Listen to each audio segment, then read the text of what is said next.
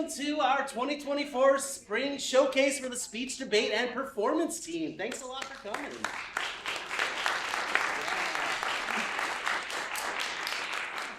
Thanks a lot for braving the rain. I know it's kind of a struggle to get through all of that. And I'm really excited you found this building in the middle of campus. I am Dr. Josh Hamzy, and I'm the director of the Speech, Debate, and Performance team here. This is my second year here, so I guess you can say I'm a sophomore. And I'm really excited to show you the work our students have been doing all semester. A couple things, all year actually. A couple of things. I want to say thank you to the Comm Studies Department for, hey, all you come on in. For the Comm Studies Department for supporting us. Thank you for our admin assistant, Jennifer O'Mahony, who supported us with so much to kind of prepare us to go to tournaments all year, as well as thank you very much for having you all here. One of the greatest things about the squad is we're going to nationals next week, and so having your eyes here to help them kind of hone their last performances before we take them all to Reno, Nevada, the big little city. Should be really exciting, not only for them, but also hopefully for you all. A couple notes before we get started. As far as the team, this year we've had over 50 members on the team, many of them traveling from tournament to tournament. The tournaments we went to over the past year, we went to Washington, D.C., Chicago, Illinois, Hollywood several times, or Los Angeles broadly. We're going to Reno next week, and then several tournaments around Northern California at colleges all over. And so we've had a really exciting season. We've won over 80 awards this season and have created over the past year 110-minute events. That's a lot of content. I'm not a math person anymore, so I don't know how many hours that is, but it's a lot of hours as well. And so we're really excited that you all are here. A couple basic notes. While this is not necessarily a fundraising campaign, if you are so willing and able, we are accepting donations. Proceeds go to the speech team to help us with travel, food money, all the stuff that the students need to kind of make the tournament experience their best possible. A second thing, if you're interested in joining the team, we take folks all the time, and our fall semester starts next fall. So if you're interested, it's COM 52, and we also have an info sign-up sheet over there by the side. If you're here for extra credit, hopefully you'll end up being here for more than extra credit. We can sign in at the end. All your professors ask that we have you sign in at the end instead of the beginning, and so that's why there's that little card there, but we'll have those sign-in sheet later on. And lastly, if you think something is funny, what do you do? Laugh. Yeah, let's hear the laugh. So good. If you think something is sad, what do you do? Yep, exactly. A couple notes with that. There is a little bit of a content warning for some of the speeches, so if you need to walk out during any of it or keep yourself in a safe place, we do talk about a lot of heavy issues on the team, stuff that actually matters and real people go through. And so if you need to process that in any way, feel free to do it. We won't judge or object or any of that. And during a couple of our more serious ones, we'll give you another reminder right beforehand as well. And lastly, the way the structure of tonight will be, we'll try to get y'all out of here by 8:30, 8:45 at the latest. I know that hour and a half mark is a great place because people need to pee. And so with that, we'll have 4 full performances sandwiched by 1 to 2 minute performances in between. And I'll explain a little bit of what we're doing throughout the show as we go on. Any questions before we get started? Sweet, so we're going to get started with speeches. On the team, we do speeches and performances primarily. As far as speeches, every event is 10 minutes or under, and so we're going to start with a traditional informative speech. If any of you are in a Com 1 class, this might be very similar to the structure and the things you're learning how to do there. After this, we'll have short performance melodies, and I'll talk to you about the events a little bit before then. But our first speaker has been winning tournaments all semester for us with this specific event, and we're really excited to share it with you. So we're having Sophia Obaj start us off. Let's give her a round of applause.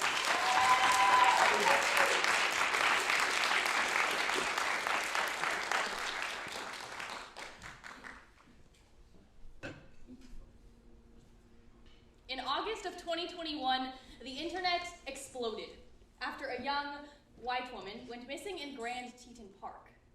Her name was Gabby Petito. True crime fanatics and self-proclaimed sleuths immediately began investigating from their homes. Because of the unprecedented amount of media coverage the case received, Gabby's body was quickly found, and her family has since been able to lay her to rest. However, that same month, 150 people of color went missing, according to the National Missing Persons Database 2021. Most of these cases didn't receive coverage, and for those that did, it was limited. This phenomenon is called missing white woman syndrome. Now, you might be like me, and millions of Americans who consume true crime because the stories are fascinating. Maybe you've questioned the effects on real-life cases, or the ethics, behind what Pew Research June 2022 calls the most common topic America can't get enough of. And as Televisual Health 2024 asks, is the way we're telling hundreds of thousands of hours of the worst day of people's lives ethical? So today, welcome to my podcast, Sophia's Serial Secrets. In 3 exclusive episodes, we will first unpack what missing white woman syndrome is. Second, investigate its application to true crime and the media, before finally uncovering key implications. Right after this message from today's sponsor, Mansion Murder Mystery. Can you solve whodunit? Episode 1. What is missing white woman syndrome, and why is it problematic for true crime? It is a fairly recent development, and to better understand it, we need to look back at the roots it stems from. True crime scholar Professor Jean Murley tells The New Yorker in June of 2022 that America's continued fascination with the ideal white victim stems from historical frontier captivity narratives and racist films such as Birth of a Nation. The white damsel in distress portrayed in such narratives has long been an icon Americans cling to for entertainment. And we see the same problem in true crime media today. According to a 2021 study by Professor Danielle Slackoff from Sacramento State, 71.9% of the 39 episodes discussing an individual female victim were about white women. 4 episodes were about Latina women, 3 about Black women, 2 about Asian American women, and there were no individual episodes on missing or murdered Indigenous women.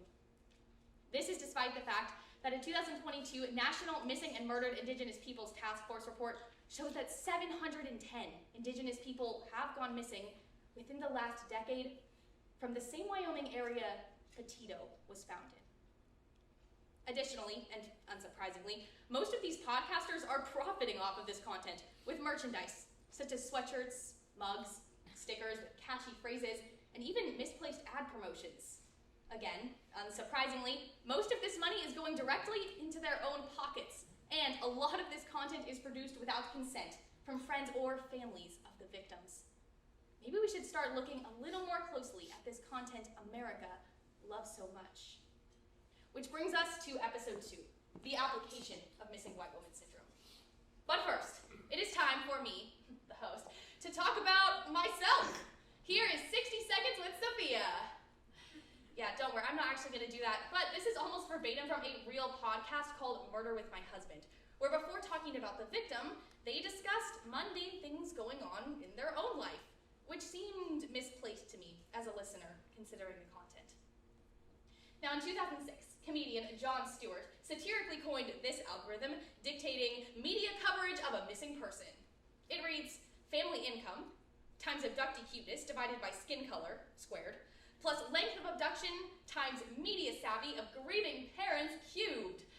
Now, this was a joke, but in 2022, the Columbia Journal Review made this a very harsh reality when they published a program that calculates if you were to go missing, how much you would be worth. The program pulls from empirical data all over the internet, and the factors include age, race, gender identity, and the area you live in. Right now, I'm going to share some real results, starting with my own. I am a 20-year-old white woman from California, and according to the Columbia Journal Review's calculator, I am worth 82 news stories. But to really understand this research, we must compare my data to others. Charisse Walker Bingham was a 51-year-old black woman living in Indianapolis, Indiana. She was one of the 9 women of color reported on in the top 4 true crime podcasts of 2021. According to this calculator, Charisse is worth 7 stories. Another example, a 30-year-old non-binary person from Nevada would be worth How a story is told and how much media coverage it gets can dictate how a case unfolds. In 2006, a black woman named Tamika Houston was murdered, but her case was actively shoved out of headlines by 3 white women who went missing around the same time. Though her perpetrator was caught in 2006, would he have been caught sooner had her case not been dismissed by the media? These results force us to ask, if you were to go missing, how much would you be worth? And how would your story be told? Finally, episode 3. 2 key implications of the ethics behind these productions. First, on the victims and families, and second, on the creators and consumers of the content. True crime podcasts have the power to affect real change on cases, even those that have gone cold. In 2019, a mini-series called In Your Own Backyard was published on the abduction and murder of college student Kristen Smart. It was because of this podcast, police were able to make an arrest in 2021, bringing Kristen and her family justice they only hoped for 23 years. But what about those whose stories never get told? The ones we will never hear about. A recent docuseries called Finding Tamika was published in 2021, and an actress from the show notes, if we don't see these women, what are we really saying about ourselves in America? Additionally, 4-time Emmy Award-winning journalist Narsha Ocampo notes in a 2021 CNN interview that the underrepresentation of minorities in such media actually puts them more at risk to be victims. If perpetrators realize certain people statistically get less media coverage, they will target them more. Second, the creators and consumers. We must remember the victims and violence discussed in these productions are very real, and so are the consequences of how we consume this media. For example, let's quickly chat about content creator Bailey Sarion, who you may know better for her YouTube series, Murder, Mystery, and Makeup. While Bailey casually applies foundation, she may be recounting how a woman was brutally stabbed multiple times. Is it time for mascara? Perfect. Let Bailey tell you about the sexual assault of a murder victim. Is this content educational? Or is it purely monetizable exploitation? This is something we can ask ourselves to become more ethical true crime creators and consumers. Today, we have unpacked what missing white women syndrome is. Second, investigated its application to true crime and the media, before finally uncovering 2 key implications of the ethics behind these productions. It would be unreasonable to assume that true crime will go away anytime soon, but maybe now we can be a little more mindful and aware the next time we press play.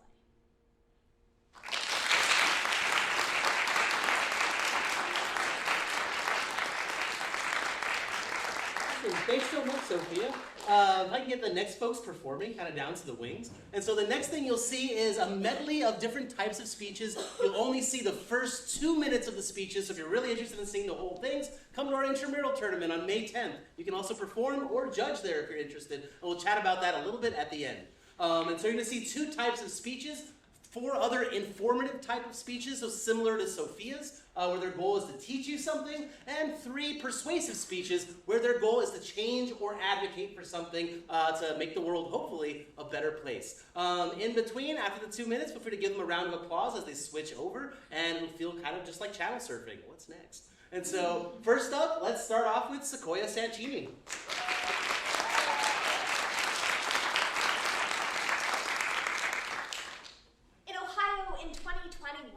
A deaf woman with intellectual disability was excited to take her family out for dinner with her very first paycheck, and disappointed to earn that she'd been paid 34 cents. This year, in October, a man donated $17.21 to Palestinian relief, what he'd earned for 136 hours as a janitor in a California prison. Amid discussions of minimum wage, people often look to tipped workers and Uber drivers, leaving those that aren't even afforded the decency of a minimum wage out of the conversation entirely. People who, some way, have been decided to be worth less. This isn't a persuasive speech, but I am trying to inform and add these people back into the conversation. So, today, we will look at minimum wage and its history, sub-minimum wage and its abuses, and finally, continue on to alternatives to setting wage-based systems altogether. Because we have to ask ourselves, who affords the right to live?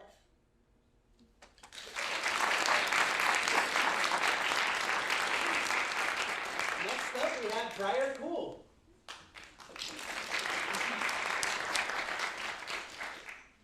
What is essential is invisible to the eye. This quote from Antoine de Saint-Exupéry's 1943 novel, The Little Prince, asks us to look deeper, beneath the surface, for what's important. And nothing better exemplifies this quote than diatoms, my favorite photosynthetic microorganism. Diatoms are a kind of photosynthetic plankton. Think of them as a very, very small plant that use photosynthesis to pull carbon dioxide from their environment and transform it into oxygen. Humans have been obsessed with diatoms since they were first discovered in 1703. I first encountered diatoms in an introductory biology class, and their beauty took my breath away. And if I could show them to you right now, they'd take yours away too. So if you could take a big deep breath with me, just for fun. That oxygen, you can thank diatoms for that. Research from the May 2023 Journal of Current Biology found that the oxygen for 1 in 10 breaths comes from diatoms alone.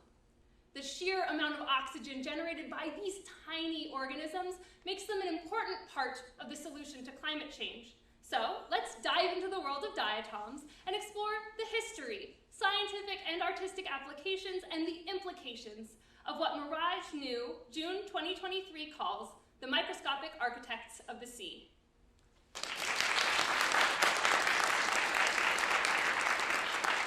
Next up, we have Abby Conrado.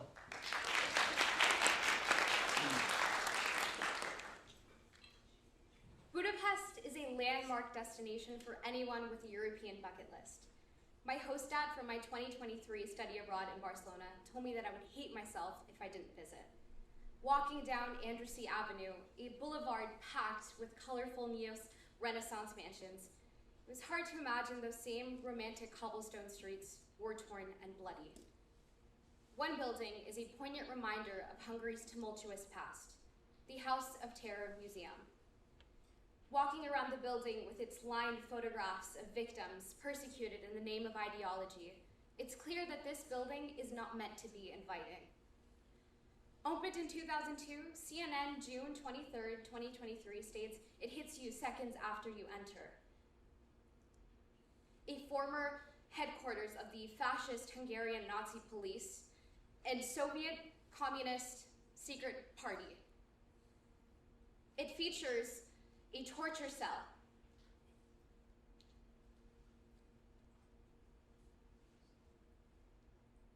It features a torture cell and mementos of those killed. But even then, that was still not enough to stop people from taking selfies and buying Stalin candles at the museum gift shop. My utter shock at these acts led me to the research question: what effects do museum souvenirs have on the remembrance of trauma-based memorials?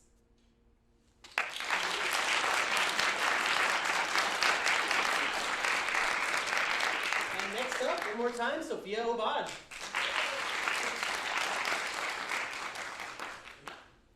Following the 2022 Supreme Court decision to overturn Roe v. Wade, concern continues for the future of reproductive rights. Behind these controversial decisions, right-wing leaders, like Justice Samuel Alito, who wrote the majority opinion on Roe. But what if Samuel Alito's mom, Rose, who gave birth in 1950 when abortions had long been banned, had control over her own body? Enter Samuel Alito's mom's satanic abortion clinic. Yes, that's the real name. Started in 2023 by the Satanic Temple, it employs subversive tactics to combat federal decisions about women's health. Common Dreams, February 8th, 2023, asserts that the clinic encourages empathy, rejects tyrannical authority, opposes injustice, and undertakes noble pursuits, all while remaining faith-based enough to qualify for protections and benefits afforded religious organizations.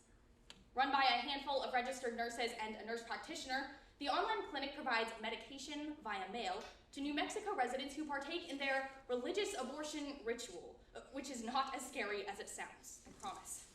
So, this brings us to pose our research question. How does Samuel Alito's mom's satanic abortion clinic use rhetorical skepticism to subvert abortion bans?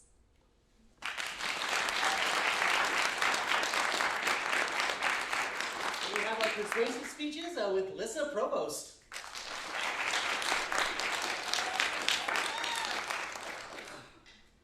Welcome to college. Where do you plan to pee? For the 5% of adults under 30 who identify as trans or non-binary, this question is fraught with anxiety and gastrointestinal distress. Have you tried navigating our campus with a trans or disabled classmate? Design, construction, and maintenance processes are still largely done by able-bodied cis men. As Architectural Digest explained in 2018, coding laws have historically failed to address everyone else. At Santa Rosa Junior College, all of our buildings have the usual binary gendered multi-stall restrooms, except Garcia Hall, whose recent remodel left it with 2 single-toilet gender-inclusive restrooms. After I noticed a missed accommodation in one of these, I surveyed every restroom on campus for the school newspaper. While there are coding laws now for disabled access, my miles of walking revealed some common problems that echo across America's institutions. A 2023 Journal of American College Health study shows an urgent need across the U.S. as students who experience bathroom discrimination report much higher rates of depression and suicidal ideation than those who do not. And regulations around gender-inclusive access can be openly hostile.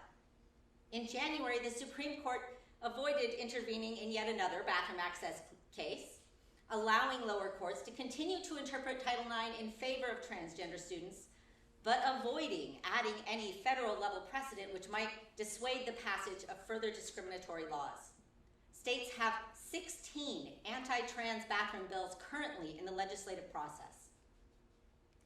Clearly, this problem is everywhere. So I'm going to use my survey of SRJC as a case study to share problems, their causes, and some solutions I encountered searching for gender-inclusive restrooms.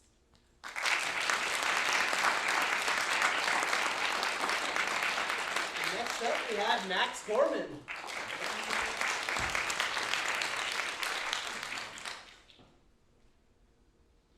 When you're 10 years old, relatively simple things are significant to you. There are usually few things to worry about in the world, whether it's video games or watching YouTube. In my case, though, I was an outlier. A lot of things were on my plate. Being bullied, adults who didn't understand me, coping with my developing personality, but more importantly, an animated Disney movie called Wreck-It Ralph. Yes. Back in the fall of 2012, Wreck-It Ralph was released in theaters. The movie and its trailers piqued my interest as a kid, since it was the first animated movie of its kind to be themed exclusively on video games, their characters, and how they interact with each other. After watching it, though, there were 2 dominant emotions I felt: fear and disillusionment. While the movie had a big creative impact on me, it also provoked a big question for me. What if every single intellectual property, every single character, and every single franchise that appeared in the movie was owned by Disney or any other entertainment conglomerate? Thinking about this question prompted me to realize the underlying context of Disney's business practices and the current nature of corporate politics. Now this likely begs the question: what threat do the movie's video game cameos foreshadow? One word: monopolies. According to The Nation on January 1st, 2024, America is experiencing a monopoly crisis. A common action in the workforce dating back to the late 19th century. American monopolies have put ordinary people in significant financial woes while advancing the interests of the affluent. On January 16th, 2024, Oxfam Research reported that on January 16, 2024, Oxfam research reported that since 2020, 5 billion people have become poor, while the 5 richest men in the world have doubled their fortunes. Monopolies influence all sorts of industries, whether it's how much we are paid, the food we eat and can afford, the food we eat and can afford, the media we consume, and the medicines we can access. Today, monopolies act as a modern day colonialism. This is why, as a country, we need to act and advocate in order to ensure that unfair competition, wealth inequality, and other monopoly-induced setbacks will not destroy America's future.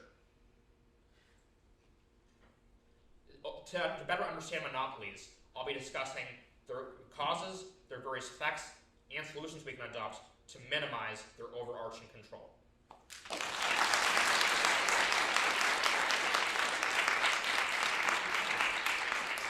Our final persuasive speech is Madison Moore.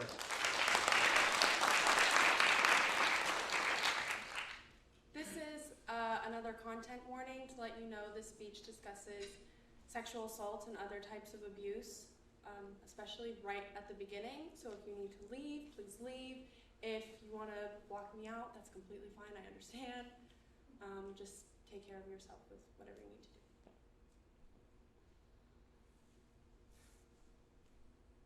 I was 8 years old the first time I was groped. 9 the first time I was sexually assaulted by a family member, and 10 the first time that same family member raped me. It didn't stop until I was 14. How many children do you know? Do you have siblings? Cousins? What about your own children? I personally know at least 24 people who've been sexually abused by the time they turn 18. According to the National Library of Medicine, May 29th, 2023, 1 in 4 children experiences abuse and neglect. While effects on individuals are severe, there is also a significant cost to the community. These costs are magnified by schools not effectively addressing, preventing, or stopping abuse. Great Blue Hill News, April 20th, 2023 notes, advocates and survivors are frustrated at the lack of abuse prevention bills that would require training for schools because of stigma and having to address real issues with kids. Abuse is a public health epidemic, and it's time for the public to step up. Pre-K through 12th grade schools in the United States should be required to teach their students about abuse. To understand abuse prevention in the United States, we'll examine why abuse training has been avoided in schools, the effects of not preventing abuse, and the solutions available to us today.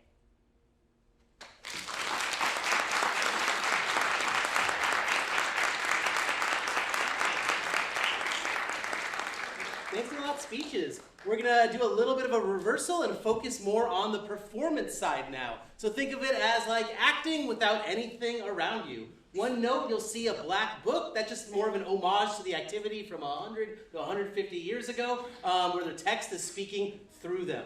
Next up, you're going to see a poetry program. We just won the state championship a couple weeks ago at Concord, California. We went to state champs. And yeah, hope you enjoy it. Again, it's a 9-minute performance, and so about the same length as Sophia's. And so next up, Casey Thornton.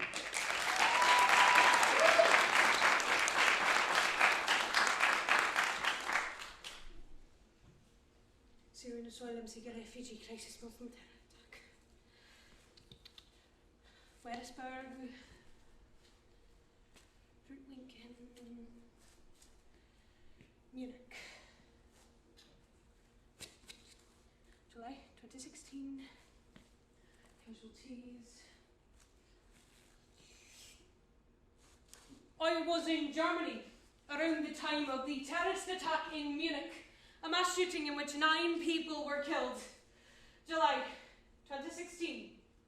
2 days before, there had been an axe attack in Wettisburg. No casualties, but 2 days after, there would be a machete attack in Rutlincoln. 2 casualties. These events made headline news across the world.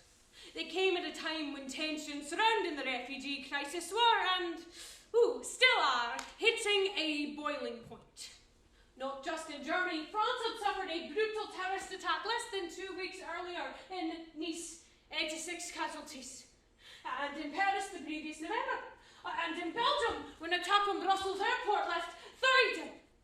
And in Greece, on whose shores thousands of refugees were now landing every day. It was a fucking mess. Nobody knew what was going on, and everybody was watching Germany. There will be blood, said the continent's right wing. And when the Munich attack happened, we on the left, privately, began to wonder if they were right after all.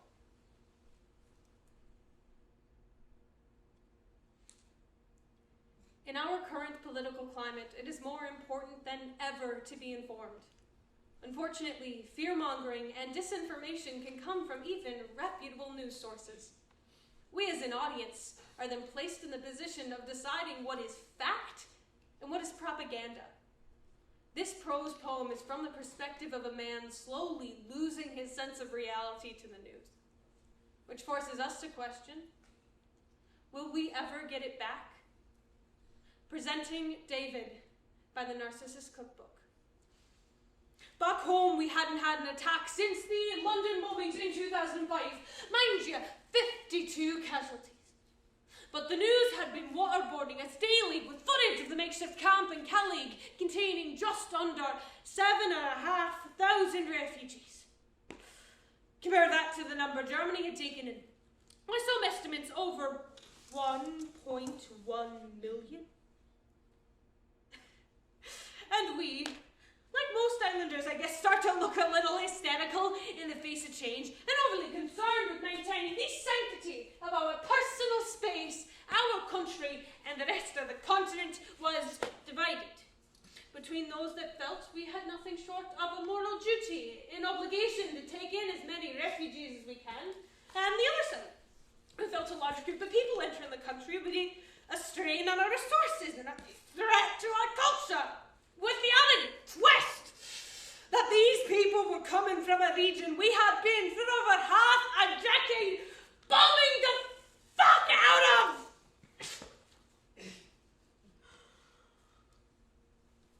On my way home from Germany, I stayed overnight in a hotel in Paris. And I woke in the middle of the night to the sound of screaming, gunshot, commotion. And next to my bed, standing over me, 2 Middle Eastern men with nobody had any real information. So the tabloids and blogs did what tabloids and blogs do best. Syrian asylum seeker, refugee crisis, Muslim terror attack. The human brain isn't designed to be a truth detector. It's designed to respond to stories. The more evocative, the better. There is a gap that was left empty when we outsourced our folk storytelling to Hollywood. And the tabloid press has stepped in to fill its space. They take the ordinary, day-to-day pieces of our lives.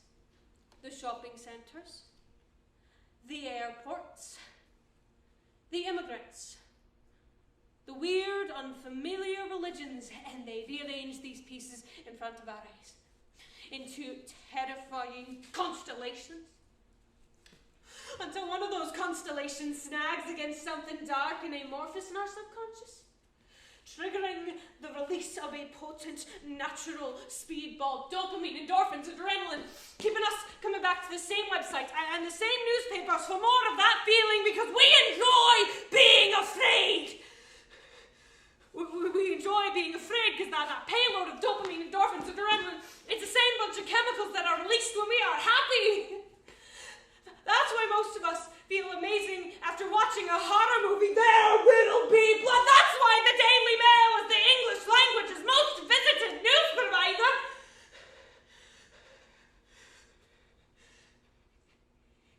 don't just enjoy hearing stories about monsters. You go looking for them.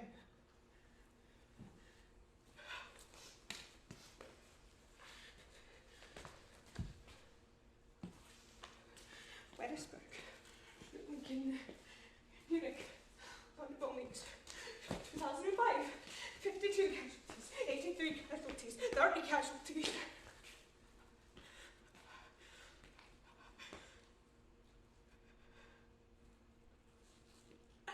And I was aware of all this. I knew the games the right wing played afoot. Being onto their games meant that I could dip in and out of the swamp at will without fear of being infected by it.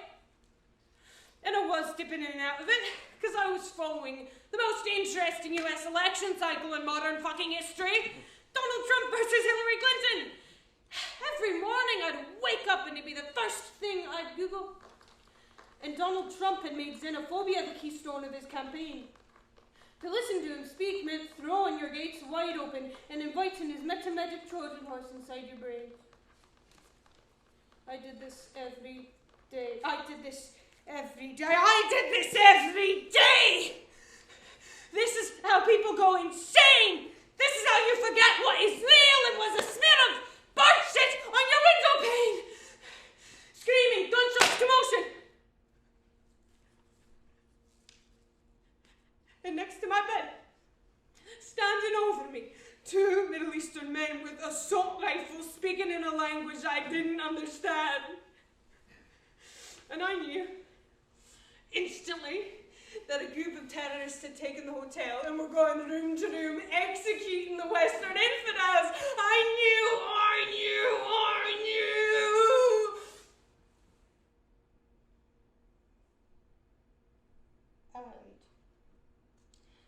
And then I woke up.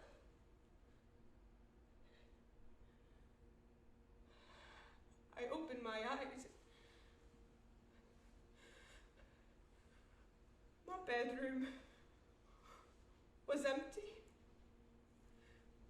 This is the moment I realized the monster stories I'd been laughing at had burrowed through my eyes and ears and had hatched while I was sleeping.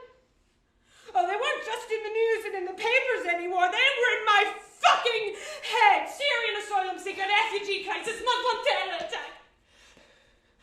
Replicating the conditions, emulating the lessons. This is how I learned.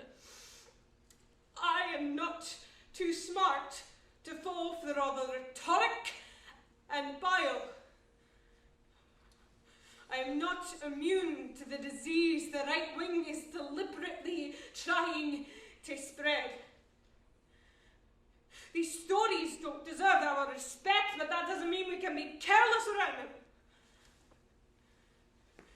You know the killer behind the Munich terror attack?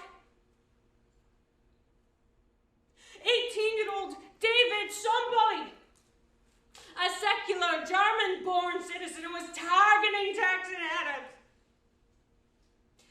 David Somboli supported Germany's far-right political party, and he considered himself a proud member of the Aryan race.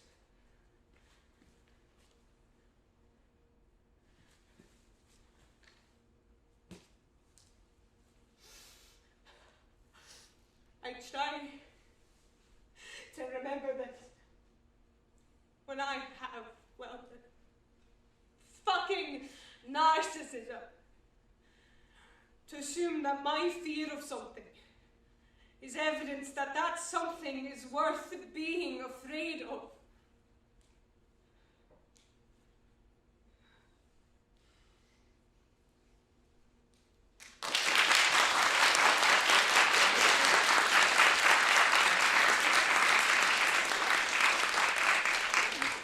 Thanks a lot, Casey. Yeah, y'all want to come down. Next up, we'll have a bit of a performance medley. The two different types of events you're going to see. The first one is prose. This is content that, think of short stories, novels, stuff meant for the page. Second, you're going to see dramas, things meant for the stage, plays, documentaries, etc. And so they'll each be about a minute to a minute and a half. We'll each have the black book. Once they close it, they're all done. We'll kind of do the same thing as we did with the speech medley. So first up, we have Daniel Farrell.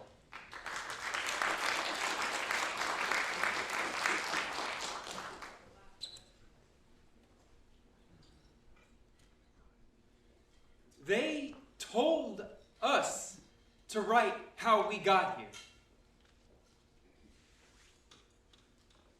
How did I get here? What does that even mean? I got here in a brown van with one other dude and 2 cops driving. They stopped on the way to get us Whoppers and Cokes at a drive-thru. In Fed, you don't get Coke. In Fed, you don't get shit. Our last Cokes for 4 years. The guys up front thought that was really funny. Fucking dicks. They told us not to put cuss words in these writings for class. But I'm sorry. Those guys were fucking dicks.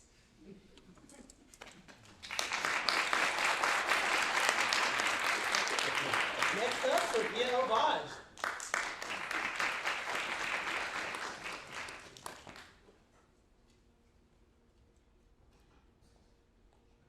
I was an alcoholic.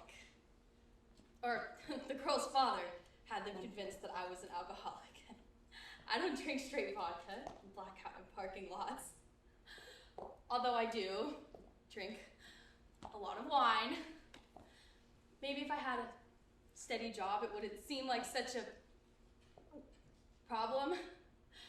Anyway, it was take your daughter to work day, and I didn't have a job. So the girls and I went to the Mexican grocery store for breakfast. It's actually lunchtime, said the little one, a wise, chubby thing, who I was pretty sure had me figured out. Don't be so literal. It's limited. Doesn't leave room for any mysteries. Well, don't confuse her. She's only 8, said her sister. A quick, cow-eyed thing with a long face and a short temper. I know how old she is.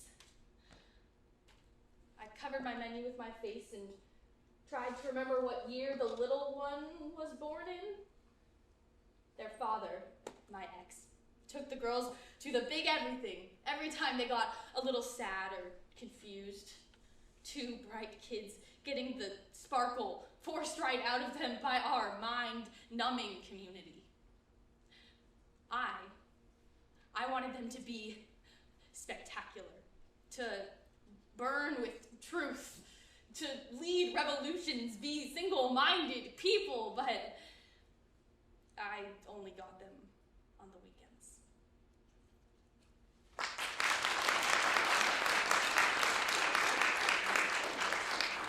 Next up is Salvatore Barone.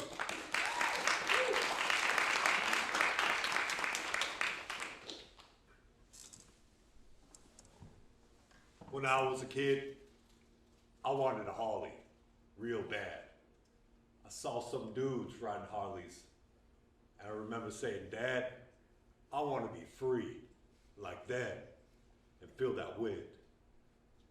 A few years later, though, I started using heroin.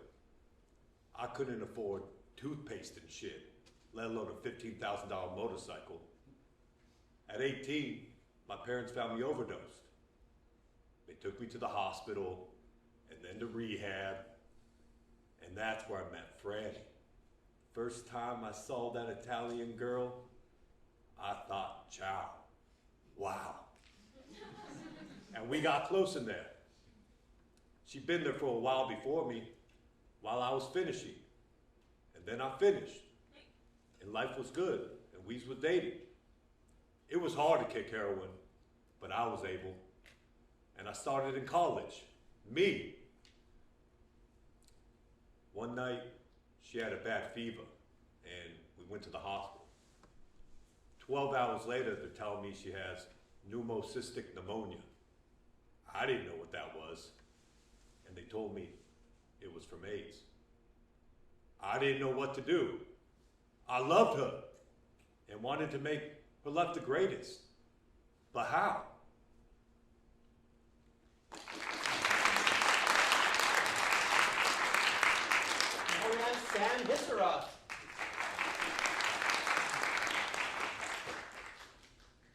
With the clamor of bells that set swallows soaring, the festival of summer came to the city Omelos, bright towered by the sea. In the streets, between houses with red roofs and painted walls, processions wound towards the north side of the city, where, on the meadow called the Green Fields, boys and girls rested their horses before the race. A child of 9 or 10 sits on the field's crowd, alone, playing a wooden flute. People pause to listen, and they smile, but they never speak to him, for he never ceases playing and never sees them. One could hear the music winding through the city streets, ever approaching, a cheerful, faint sweetness in the air that trembled and broke into the great clanging of the bells. The boys' tune finishes, and as if that were a sign, the racers begin to form in rank along the starting line. The festival of summer has begun. And once again, Casey Norton.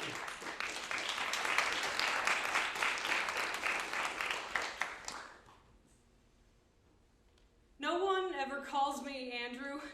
Among my friends, I'm Andy. With my mother, it's Andrea, clean your room. Andrea, get off your lazy ass. Andrea, I don't respect you as a fully autonomous human being. I was rotting all summer and spending much too much time with my mother. So when she gave me a poster for community theater auditions to get off my lazy ass, I leapt at the chance to be someone else. Anyone else. Unfortunately, that meant putting effort into how I look, act, and sound. I rifled through my closet looking for the perfect outfit. Too much pleather. An egregious shade of yellow. AC/DC, Nirvana, Queen, too casual. And then there was the jacket. I made it myself. I don't love the way the fabric hugs the contours of my body, but I always get compliments when I wear it. To be or...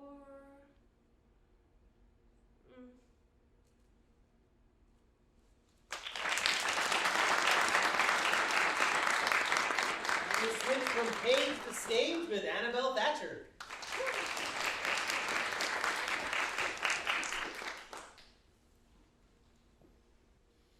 I know it's due today. Can I just have like a little extension?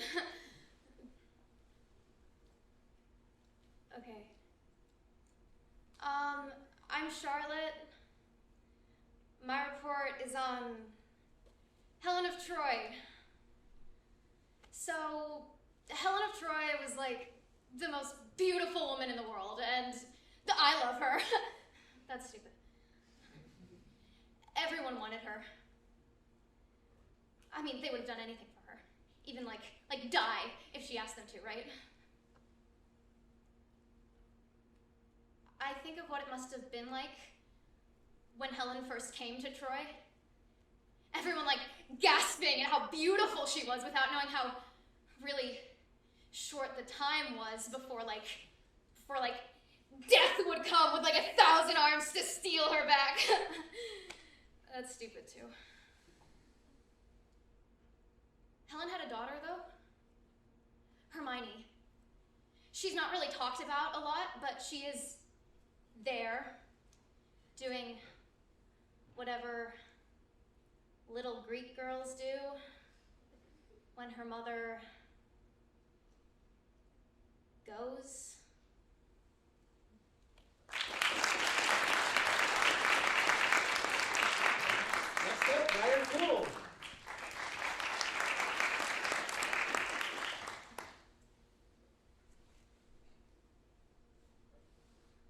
I'm not trying to shift the blame. There's enough of that for all of us. But I'll tell you it all. I have to tell you it all. I have to make you understand why. It was just 6 weeks ago when I first stepped onto the black rock of the Smalls Lighthouse Island. A lighthouse 20 miles from the sea, 20 miles from the shore at the mercy of the Irish Sea. Some might say a God-forsaken place.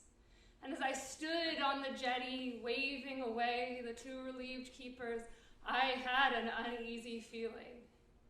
I should not be here. And more than that, I should not be here alone with him. I'm not here in the Irish Sea to socialize and make small talk with you, Thomas Howell. I'm here to do my duty. Understand? A month until our relief comes. A whole month alone with Principal Keeper Thomas Griffith. Oh, joy of joys.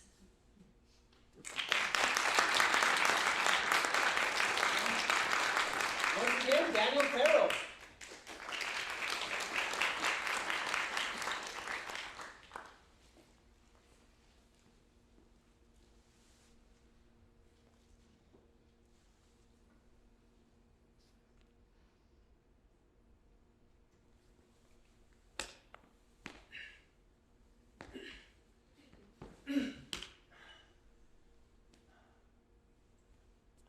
All right. Let's see. Who do we have here? Yep. All right. Johnny. All right. Everyone's here. And you know who I am? I am an intelligent worm. I crawl a mile inside of the earth and I eat rock.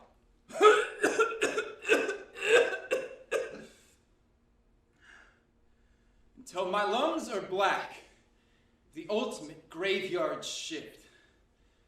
My name's Floyd, and I'm an alcoholic. Every morning, I hop in a wire cage that drops me 1,400 feet straight down. And if that cable don't hold, well, I expect them to stop that cage before it hits the bottom at 200 miles an hour, driving my heels through my eye sockets. Well, I'm down about a mile underground, just doing my job. My failed hockey player's son, Johnny, by my side. And then the whole world blows apart. Ah!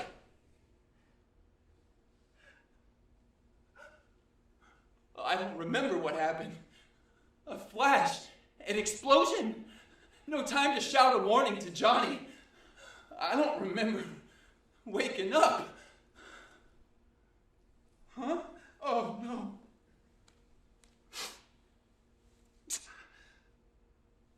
no.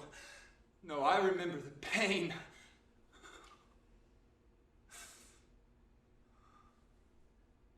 The waiting.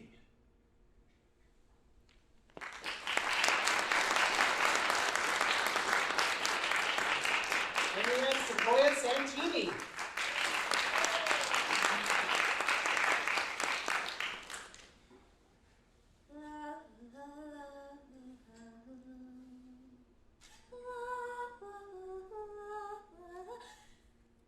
A musical is a living, breathing organism, so much more than just the sum of its texts. I tried to find a line, a verse, a chorus, so many times throughout the years, and failing felt like I was banging my head against the wall. Orpheus was a poor boy, but he had a gift to give. Eurydice knew how to survive, but Orpheus, well, he knew how to live. It was a concise introduction to our lovers, but the audience didn't seem to be falling in love with Orpheus, and for the story to matter at all, we needed them to. So I rewrote the following as a new introduction.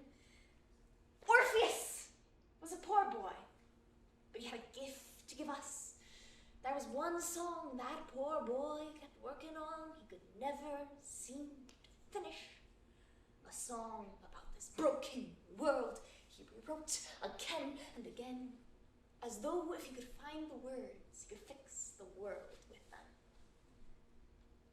I only heard these words used once in a workshop, but for some reason, they're the ones that still make me cry.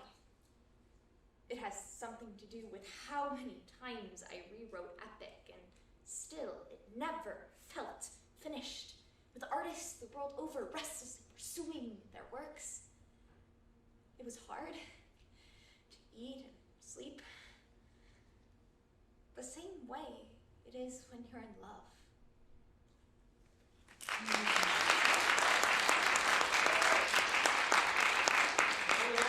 Let me tell you.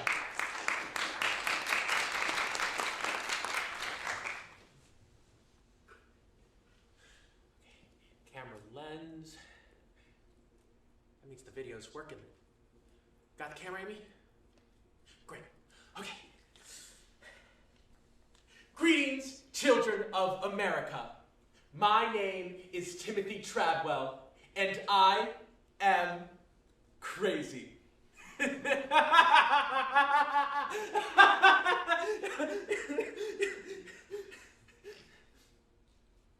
About grizzly bears. I'm here with Ollie, big ol' grumpy bear. Most times I'm a warrior.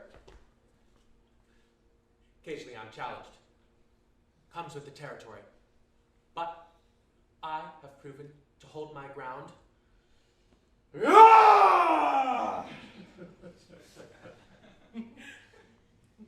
Therefore, earning their respects.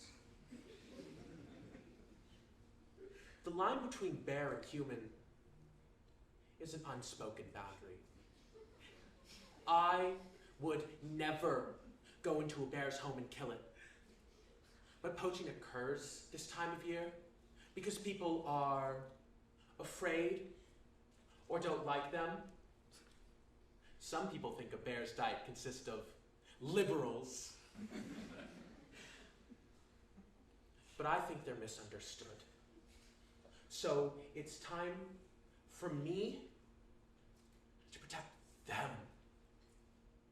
I love these teddy bears with all of my heart, and I will die for them.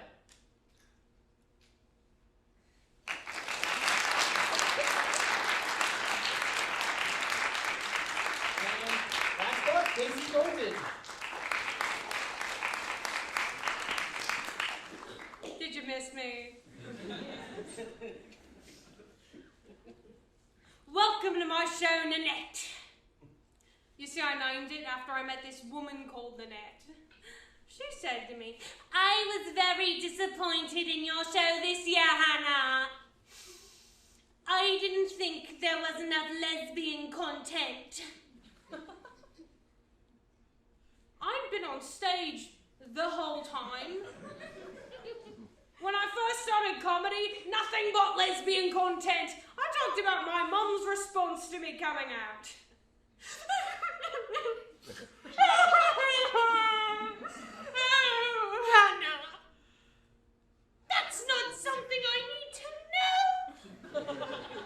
What if I told you I was a murderer? You would hope that's a phase.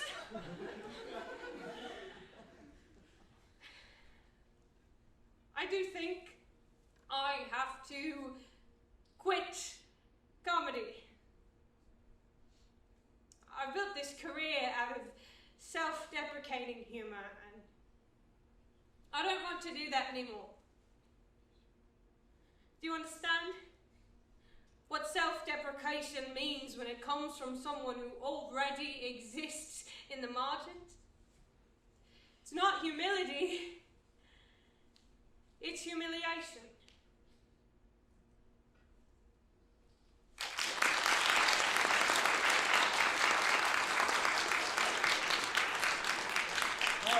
saw a bunch of performances. Next up, we'll switch back to speeches. What you're going to see is an after-dinner speech. Basically, a humorous persuasion. So, a persuasive speech that uses humor throughout to try to prove their point and uses humor as truth. Next up, we have a second-year team member who's been filing with this speech all season, and so we'll have up Sequoia Santini.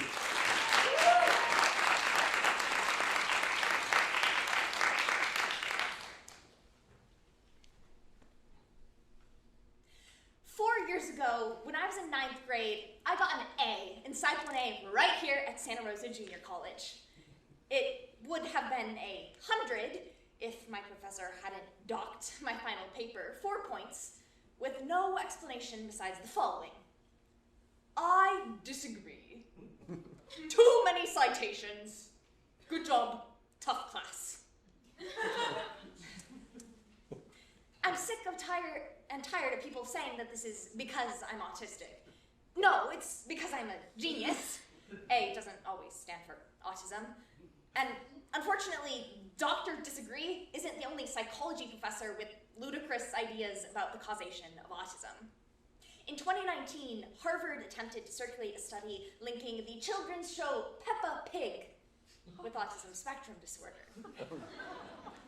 I'm sorry, I may just be a weeny little community college student, but really, Harvard? Is there no one like me in the world? I thought you were geniuses too. According to a 2022 article in Developmental Psychology, the world of autism research is in crisis, with an unwanted and unwarranted focus on causes and cures, two ideas not supported by the science, and a tendency to other and dehumanize autistic people in the process. So today I'll be blaming your habits, in particular for my autism, diagnosing some effects of misinformation, and curing a few its sources. To begin with, no speech on autism is complete without a discussion of the autism epidemic, a foul, government-orchestrated, Bitcoin-induced way to make a joke, because there is no autism epidemic. Just conspiracy theorists that think COVID causes autism, and conspiracy theorists that think the COVID vaccine causes autism, and just conspiracy theorists in general. See, people have tried to link autism and vaccines all the way back to the Lancet study, which studied the MMR vaccine in the 90s. But the Lancet study had selective and retrospective sampling, was funded by anti-vaccine litigants, and was ruled a fraud by the Indian Journal of Psychiatry in 2019. Likewise, a 2022 molecular autism longitudinal study of heavy metal and autism links, another off-cited scapegoat, found the only link to be between non-diet-related mercury in the 3rd trimester of pregnancy and lowered social cognition, not autism itself. Remember to check out my band Autism Screams, though, later on Spotify. Similarly, that Peppa Pig study, yeah, that was hogwash. No, not Hogwarts, but J.K. Rowling's whole trans men are deluding young autistic girls is utter hogwash as well. And speaking of, did you know dairy can cause symptoms of autism? I didn't either, because it's not true, but it is what PETA said in a billboard campaign in the 2010s. And this puts an unfair burden on people like me to avoid foods real science says are perfectly safe and delicious. Not a good look when you realize that according to Sisterhood of the Spectrum, over half of female assigned autistics will develop restrictive eating disorders within their lifetime. So yeah, I'm angry at the anti-autistic patriarchy for turning autistic people into their political tools and making our mothers seem like criminals. See, people who believe flawed autism science are terrible psychology professors. Yes, I hold a grudge. Yes, I took it out on him next time I saw him. I'll break my professor 4 points down. See how it feels. Whether this is for financial reasons, like ongoing lawsuits against ibuprofen and Tylenol, when we all know Peppa Pig was popping a lot more pills than that, or it's political, like Republicans bring us to the fight against trans healthcare in 6 states in 2023 alone, or Trump calling DeSantis autistic as an insult. This dehumanizes and others real autistic people making us feel unsafe in political spaces, and moving the focus from accommodating to eradicating. And off those beloved charity and hate group Autism Speaks knows need it most. See, all the way up to the 90s, the premier opinion parents would face with the diagnosis of a child is that it was caused by the refrigerator mother, or cold and detached parenting. And then after the 90s, this was inside the refrigerator: chocolate, according to Nestle; baby formula, according to the country of South Africa; gluten, according to most of my childhood. But the blame never really shifts. According to the 2018 book, Psychology of Women and Gender, parents are expected to take a disproportionate amount of the blame, especially mothers, an effect that is only compounded when factors within parental control, true or false, are circulated.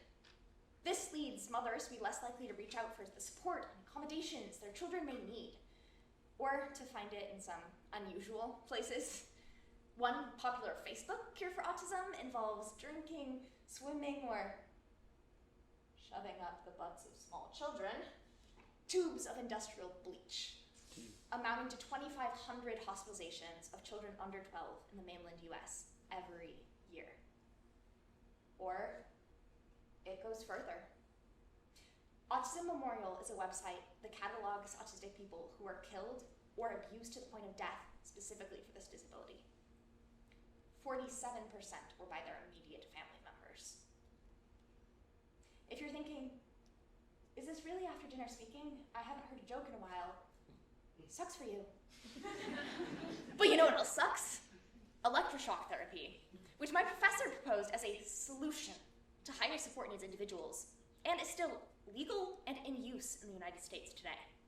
Like, I'm sorry, doctor, disagree, but they got enough of that from the Nazis. The real solution is getting rid of professors like you. Well, and focusing on autistics and research and sources on social media. Focusing on autistics and research means less eye contact. At conventions and on class reviews, but also making the field accessible to both researchers and participants. To bring it back to that 2022 developmental psychology article, which interviewed 195 recently published authors in the field, there's an overwhelmingly hostile work environment for autistic researchers, to which they deliver the following sick academic burn. The discomfort you feel at our entry in the field is but a fraction of that felt by autistic people reading your papers. I'd amend papers to abstracts for full accuracy, but the point still stands. And it doesn't end there either. I'm lucky because I can hide my autism, but a third of diagnosed autistics have intellectual disability, with another third falling in the borderline range, and most having issues with communication or motor skills, some or all of the time. This means that many studies and surveys are inherently inaccessible to the most vulnerable in the demographic that they're trying to reach. One great organization trying to change this is the Aspire. No, not the Ass Empire, that's just me. But Aspire, as an organization we should all aspire to. Now, the recipe for social media is a little more complicated. I mean, yes, heart all my posts, but love on the spectrum isn't changing everything. So, I'm gonna teach you the way that we all learn best. Luckily, I'm already being filmed, so I can put this on TikTok for a quick 15-second overview.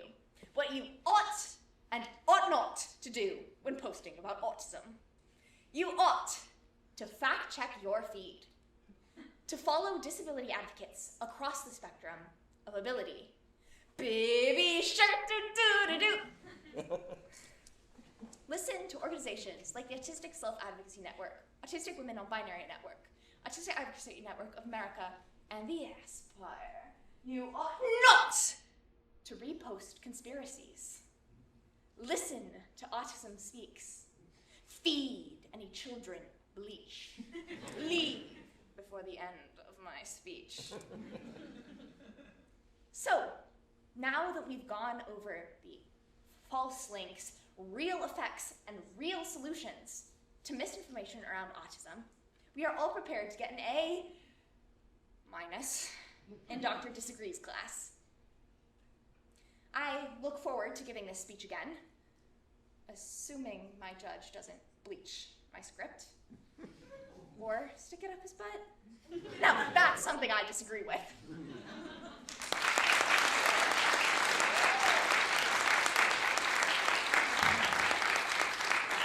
Thanks so much, Sequoia. Next up, we have a last short speech melody before we have a couple more performances and a final performance to lead us home. Next up, after dinner speeches, just the introductions from them. And so again, if you want some more of those or any of the performances you've seen, come to our intramural tournament on May 10th. But first up, Annabelle Thatcher.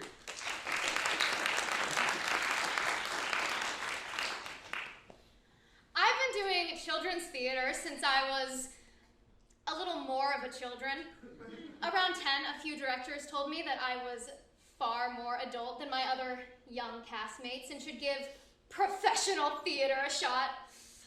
I had my share of OSHA violations, power tools at 13, being trapped in a box with no breathing holes for a 10-minute scene because that's showbiz, baby. You gotta be this tall for directors to ignore your concerns. Clearly, I have endured the true adversities of child labor. Preparing to play Tiny Tim for 8 weeks really showed me struggle. Child exploitation is not only happening in entertainment, it's happening everywhere. World Count 2024 found that cases have risen to 280 million children worldwide. Oh, no, not children in labor. That's an Alabama issue. Over the past year, the Department of Labor has found over 4,800 children employed in violation of U.S. child labor laws, the majority being migrants working in meat processing plants like PSSI, as well as grocery and fast food chains that we see every day, like Carl's Jr. They don't know that I'm onto them. Currently, rates of child labor are higher than they've been in the past 2 decades, almost as high as those platforms that 13-year-old window washers work on. Really, really high. So, let's help these minors. Put on your hard hat, get your pickaxe, and let's mine for some causes, process the effects, and employ some solutions for ages 0 to Joe Biden.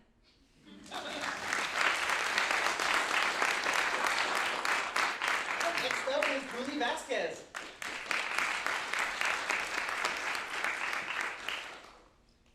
How many of you guys are day naps? Raise a hand. You guys can be honest. Okay, a few. Now, how many of you have had successful dates on day naps?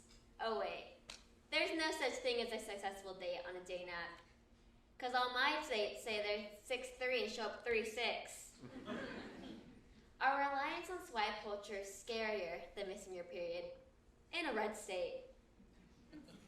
According to Pew Research Center 2023, 48% of young people ages 18 to 29 have been on dating apps. And they're not for liars. Looking at all you guys over here. I know I saw your ass on Meow Chow now. Maybe even scissors. 9 in 10 singles are addicted to dating apps. And 10 in 10 devils are looking for the one special unicorn. But it makes sense with technological advances, like dating advances or upgrades. Except these come with more red flags and a red table talk with Jada Pinkett Smith. Tinder, Bumble, and Hinge are like online shopping for a boyfriend. If the only place selling was Temu, so build a Ken. If Ken was a business nature with mommy issues and a coke addiction, so basically Pete Davidson. And what's worse is that we don't know who we're matching with. Gizmo to August 24, 2023 states that Match Group is a monopoly. And I didn't sign up for group stuff, you guys. I'm looking for the one. Also, according to the Washington Post, February 4th, 2024, Match Group is currently going through a class action lawsuit because of their promotion of addiction rather than love. I swear, but these day naps brought the F word back into my life. Fear. Not just kidding with guys, fuck boys. So today, we've profiling through the history of day naps and the effects scarier than ghosting before swiping through some many solutions. Time to alarm Ken, and mine looks like Danny DeVito.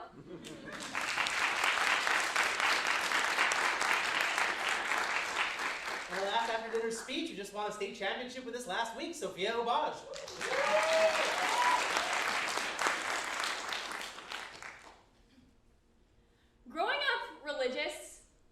taught abstinence only until marriage education, a governmentally funded program demanding abstinence because sex is risky. Almost as risky as telling my Christian mother about this ADS about sex.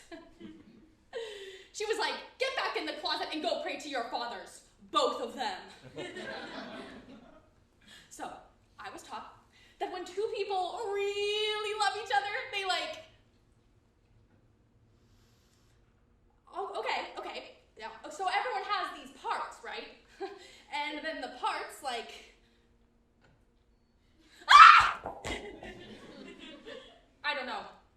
All I was told was that if I have sex before I'm married, I will die. And I don't even know how it works. Oh my God. Could be happening right now. I didn't think it'd be in front of all these people.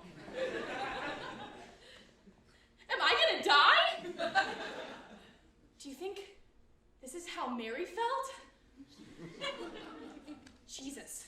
These were real thoughts I had because of severe undereducation.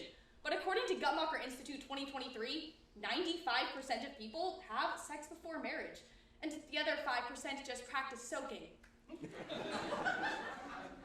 Even if you weren't raised religious, the school programs still pose problems, personally, physically, and politically. As May 2022 Journal of Race, Gender, and Social Justice argues, throughout the US, schools are failing to provide students with comprehensive sex ed that equips them for healthy relationships. And Forbes, October 2023, found 90% of students feel unprepared by their sex ed programs. So today, let's have condom sense and examine some causes and effects of being forced to say mm-mm to saying uh-huh. And some solutions to stop what Newsweek, January 30th, 2023, calls this country's war on sex ed.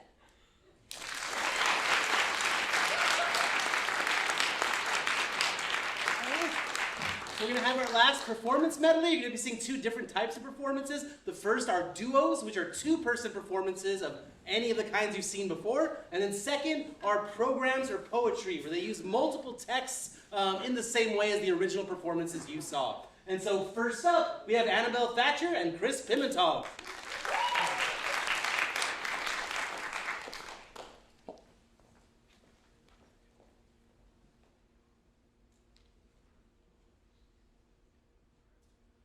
This is a story about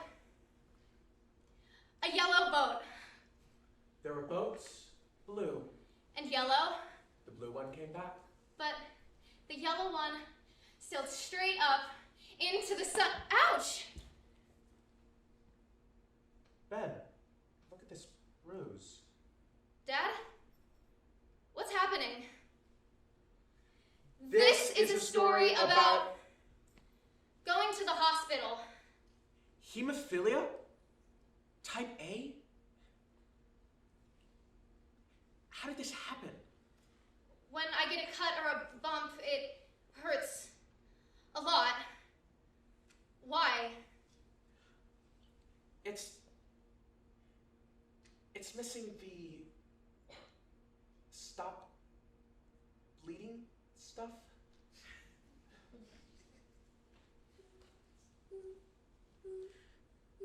It's like this spark has gone out in him.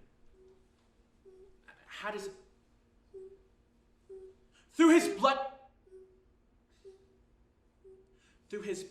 transfusions. They were supposed to treat his hemophilia.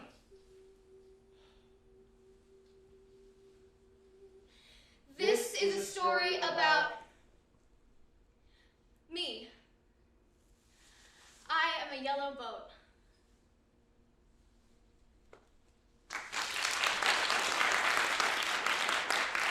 Next up is Julie Vasquez and Nate Kriegel.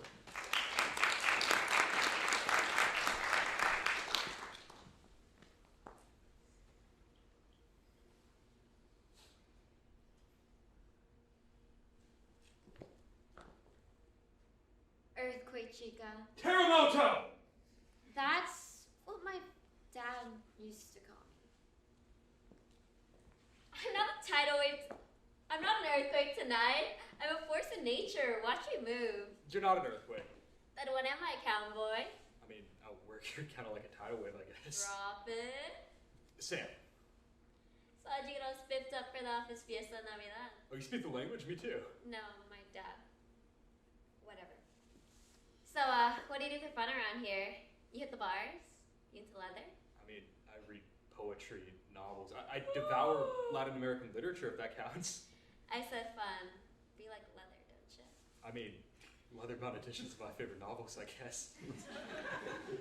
You know, you look so hot in some black leather chaps. Chaps? A fine black harness. What's the butter? And a black leather cap.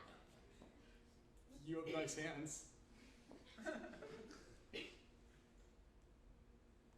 You have a nice ass.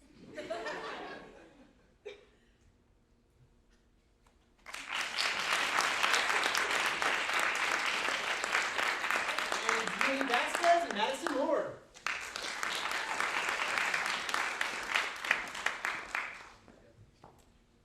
This is another, what is it? Content warning.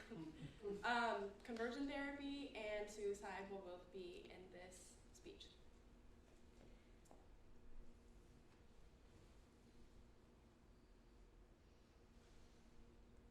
Hi, Megan. My name is Mike, and I work for a place called True Directions. Your friends and family wanted to have a conversation with you, and I'm here to facilitate. Megan, we love you.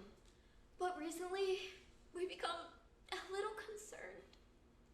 We think you're being influenced by an unnatural way of thinking. Honey, we think you're a lesbian. I myself used to be a gay. Oh, no. But now I teach people the reasons behind homosexual tendencies and how to heal them. You can't pray the gay way. You can't pray the gay way. No matter what your preacher says, no matter what your therapist says, There's no fighting DNA. So, Randy, what made you think I've had enough of this conversion therapy? Well, I had a friend. I always called him my beautiful Michael. I'd known him for decades, and he had the best laugh. He was part of the group I led in Texas. 7% of queer youth has been sent to conversion therapy. 80% from religious leaders, and 30% by healthcare providers. But in January, he committed suicide. And because of the toxic theology that underlies conversion therapy, he thought God was punishing him.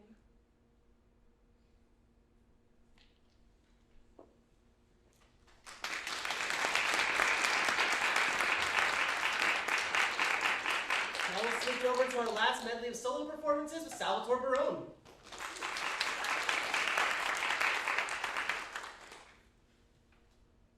Inmate Y14612, you are now being sentenced to 6 years. Salvatore Barone's sentence for rehabilitation, a maximum security cage, only an hour of day room full of inmates that kill people, who will only see chow halls and healed scars till they die. It's going to be hard to find wellness surrounded by hardened minds that are disillusioned and frayed, bound by prison politics I disagree with, but you have to obey. The things I witnessed and did couldn't be forgotten no matter how much I pray. And no matter what I do, I can't wash this hate off like these stupid tattoos an ode to Adolf. It's like demons trample my morals, grab my values, and made off. And every second of every day weighs on you, and you feel all of it. Concrete jungles weren't meant as runways for rodents to be boxed. They weren't meant for cramping chickens into coops catering to cocks. Yet, we still live in the age of incarceration. And while the U.S. only has 5% of the world's population, we have over a quarter of its prisoner infestation. So, theology classroom. Middle-class college kids talk about prison like scientists to their lab rat. I do not tell them the prison waiting room smells like spoiled Similac and Walgreens perfume. I do not recite my brother's inmate number like some childhood prayer. The thing about prison that nobody gets is everybody's on the inside. These are notes on loving a 5-time felon.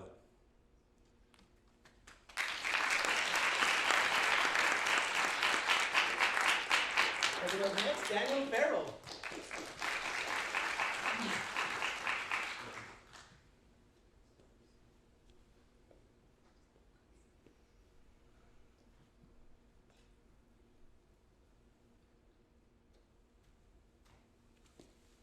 Okay, come on. You can make it. You can make. Come on. Oh, no. No, no, no. There wasn't a breath in that land of death, but I hurried, horror-driven, with the corpse half hid that I couldn't get rid because of a promise given. It was lashed to the sleigh, and it seemed to say, "You promised true, and now it's up to you to cremate those last remains." Knock, knock. Who's there? Mom? Mom? Who? My mom died last summer.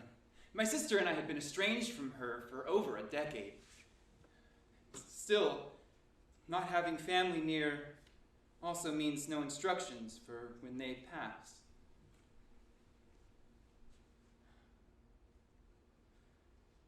Dear Dad, last week, Jane and I sifted through your ashes, looking for your gold teeth. No luck. We got some ashes on our hands, and some on the pasta strainer. I'm afraid some of you wound up in the sewer system. And some of you wound up in me, too. I had the impulse to taste my ashy finger when Jane wasn't looking. It nearly cancels my fear of death.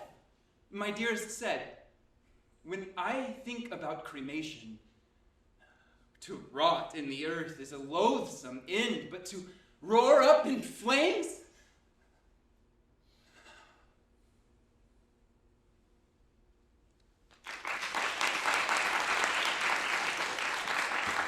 And once again, Julie Vasquez.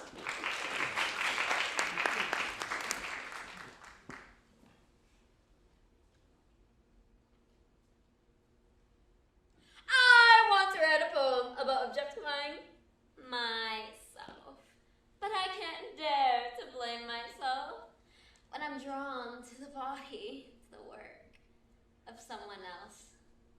So I find myself going to TikTok, where the depression hits my fingertips on repeat.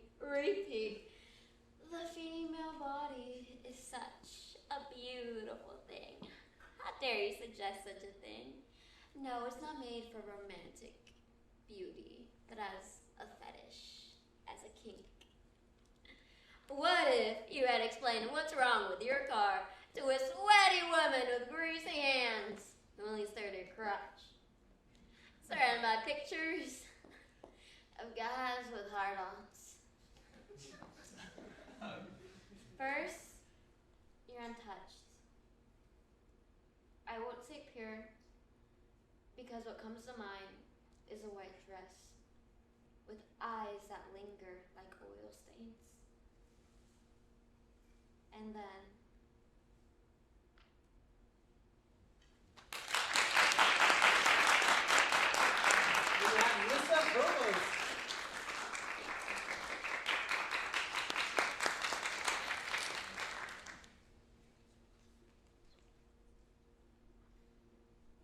My favorite place in the whole wide world. The place I love the best. It's snuggled up in the big bed, between Daddy's back and Mommy's chest. There's this tiny little space there that barely fits just me, and I can stay the whole night through if I promise not to pee.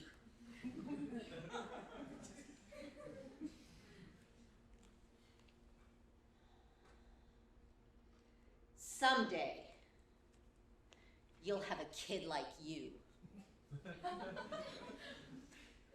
My mother used to say,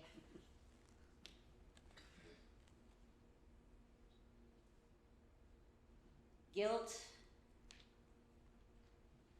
and gratitude, to be myself, but never selfish, failing in my own eyes.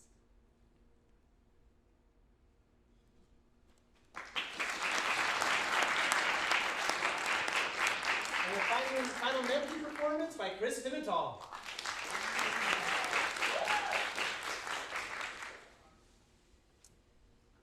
The web of the itsy bitsy spider began in 1909 as a song for adults. There was a blooming spider, when up the blooming spout, down came the rain and washed the bloody, blooming spider out. I wage war on bathroom spiders. I don't like the way that spiders watch me shower.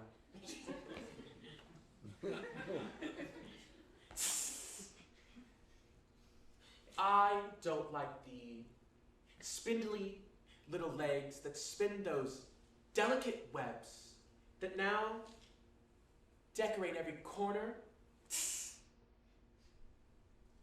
every crack, every shadowy ledge.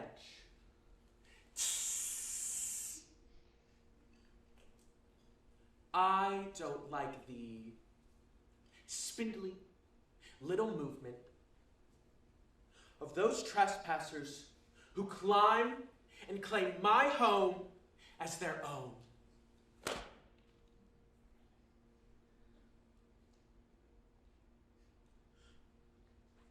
The spider falls purposely from the ceiling.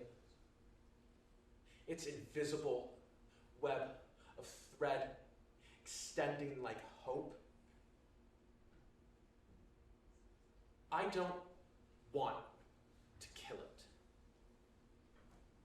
And that feels good in a weird way. The spider is still watching me, watching it. We're at a spaghetti western standoff.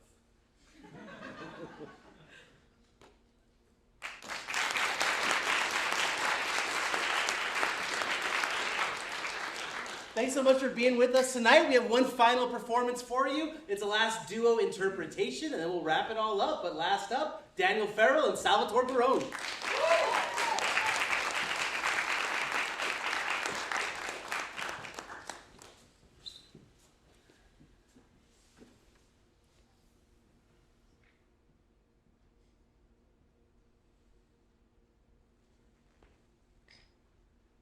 12 years since, Miranda. Yes? 12 years since.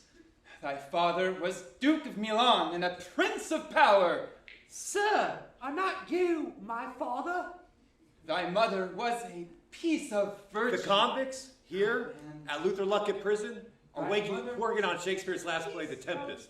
It takes place on an island, and prison is a lot like an island. But it's how we leave this island that is key. Sup, pal? Hey, right? The synopsis is that Prospero is some royal magic user. Who gets banished with his daughter, Miranda, shipwrecked on an island. Spirits tell him his enemies were on this ship. He created, through his magic, a big tempest. And it breaks down the ship. And everybody's just like, oh man, we're gonna die! But something happens within Prospero to make him not seek revenge. And he chooses to forgive them instead. Unless you really need to be forgiven, I don't think you can appreciate those last lines. As you from crimes would pardoned be, let your indulgence set me free. But this ain't no Mary Poppins Productions. No. This is Shakespeare behind bars. Kick it! As you from crime, pardon me, let your indulgence set me free! Oh!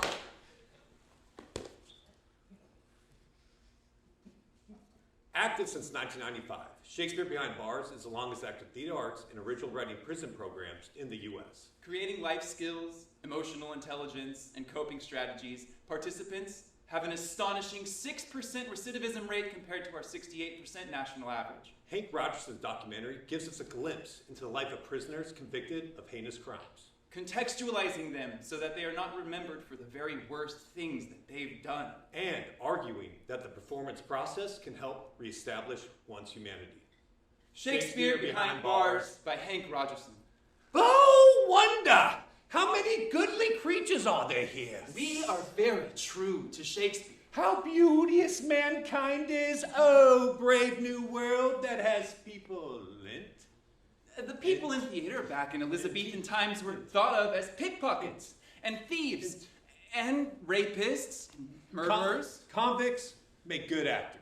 Yeah. We're used to lying and playing a role. But that's scary, to open up and connect within herself.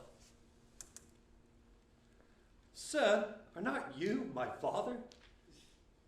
I love that line. Like, are you my father? You said you were. I remember asking my mom that years ago. I was like, who's my father? And what did she say? I guess she never really told me. She died when I was 9. I ended up meeting my father when I was like 15. How old is Miranda? She's 15. This is my background. 12 years. I'm just a guy. And she's a woman. I learned it's tough what they go through. A whole lot more than what we go through. Miranda and Prospero are here on the island for 12 years. So, my mom, Miranda's mom was dead when I was born? Well, yeah. Just like most of Shakespeare's characters, the mothers are never there. Never. They rarely are mentioned. And when I think of a father and daughter, well, I think of myself as a father. I feel you. And it just rips me apart. If Prospero hadn't had Miranda, he would have jumped out of that boat and just drowned. Just killed himself. Well, yeah. Yeah. You were the only... Miranda provided him the reason to live, and, well, I can identify with that. You know, once I killed her mother, I had to stay around to take care of her. She was only 8. Single syllable words are like hammers. And yet I Shakespeare understood that all of us in some way need to be redeemed. Yet I it's just must curse. A matter of degree.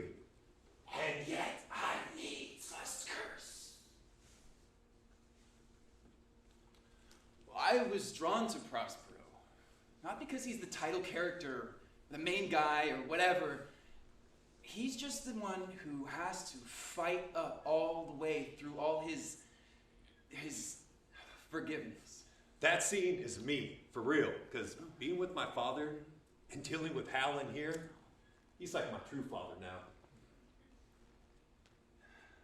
I met this wonderful woman, and we got married, and that's when I had this tension inside between who I was showing the world, who I was, and this deep, dark, uncontrollable monster, the secret, like Caliban. His externals may be monstrous, but he still feels, and he still hurts, and he still grieves. Throughout high school, I felt I was not straight. I was afraid of the label gay or whatever. It just wasn't an option.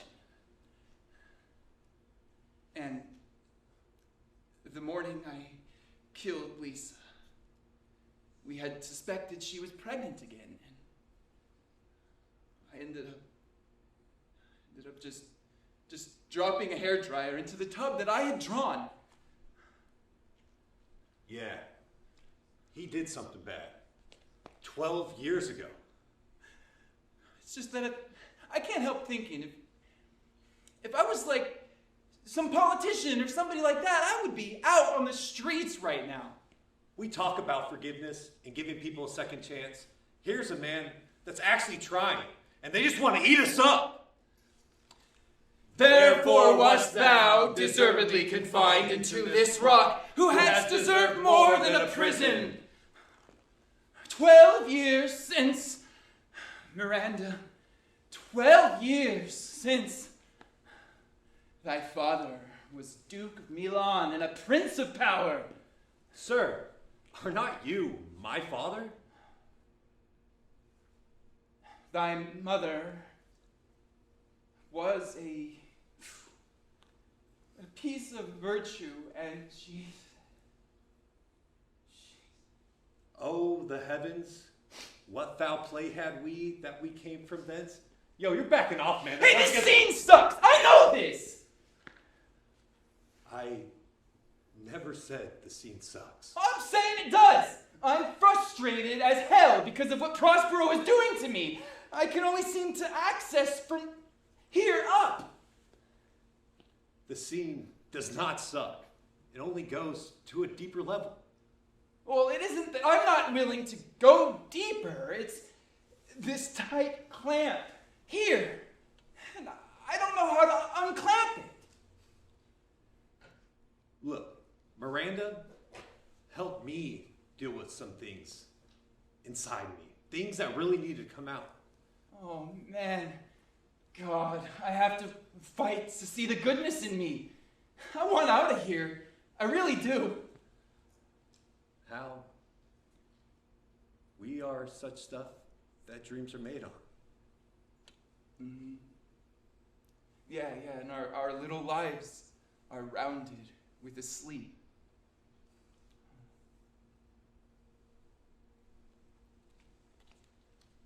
All of this rage inside of me, and I had no outlet. Prison isn't just putting people away. Prison should make a difference. Redeeming my life so that I'm not remembered for the very worst things that I've done. You can't change the past. That moment is gone. Yeah, it's only this moment. And this moment creates the future. As you from crimes would pardoned be, let your indulgence set me free! Oh.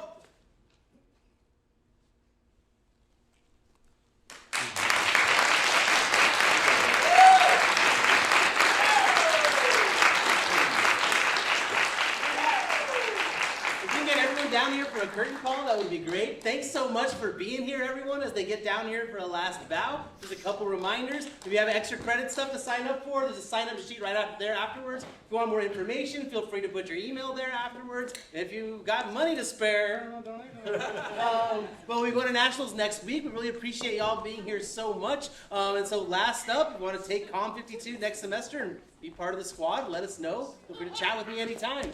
But to wrap it up, let's give them all a round of applause for some free entertainment.